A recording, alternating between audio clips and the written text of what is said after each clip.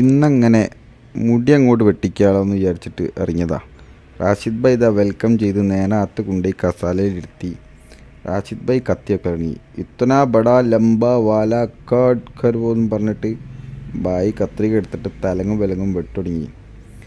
നല്ല നല്ല അഭിപ്രായങ്ങളാണ്. നമ്മൾ ഈ മുടി നീട്ടി ഇങ്ങനെ ഓരോരുത്തരുടെ മുന്നിലെത്തുമ്പോൾ ഓരോരുത്തരുടെ പേഴ്സണാലിറ്റിക്ക് അനുസരിച്ച് ഓരോരുത്തരുടെ അഭിപ്രായം പറയും. കുറേ ആൾ നെഗറ്റീവ് അടിക്കും, കുറേ ആൾ പോസിറ്റീവ് അടിക്കും, കുറേ ആൾ നെവർ മൈൻഡ് ഓനോൻ്റെ ഇഷ്ടമല്ല ഓൻ നടന്നോട്ടെ വിചാരിക്കും. കൂടുതൽ ആൾക്കാരും പറയുക എന്തിനാണ് ഇതിങ്ങനെ നീട്ടിയെടുക്കണത്. പിന്നെ അത് പല രൂപത്തിലും പല കാഴ്ചപ്പാടിലും എടുക്കും. കുറേ ആൾക്കാർ ഇസ്ലാമികമായിട്ട് എടുക്കും, കുറേ ആൾക്കാർ സ്റ്റാൻഡേർഡായിട്ട് എടുക്കും.